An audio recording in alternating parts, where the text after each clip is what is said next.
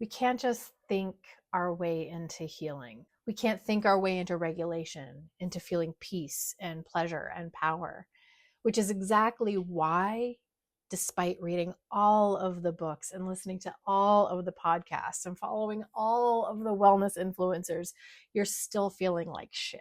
We cannot force our way into healing either by bucking up and pushing through and just letting it go. It doesn't work.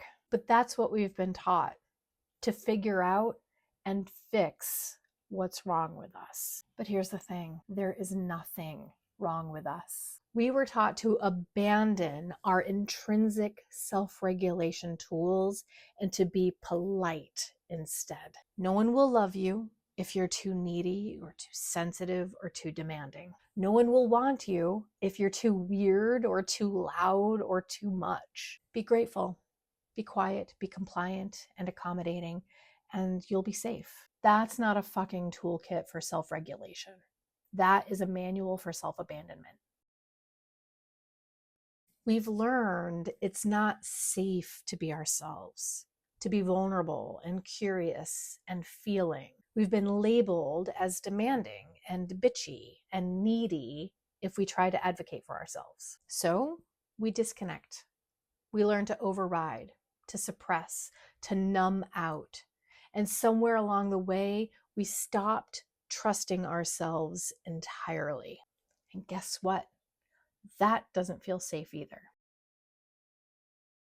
When we do not feel safe, especially in our own bodies, the nervous system takes note and it protects us, and it does exactly what it was built to do, but it also keeps us stuck in overwhelm, in burnout, hypoarousal, or freeze. But here's something exciting. That same body that's been guarding you this whole time is also how you heal. That's because healing doesn't happen in the head, and it doesn't happen through force.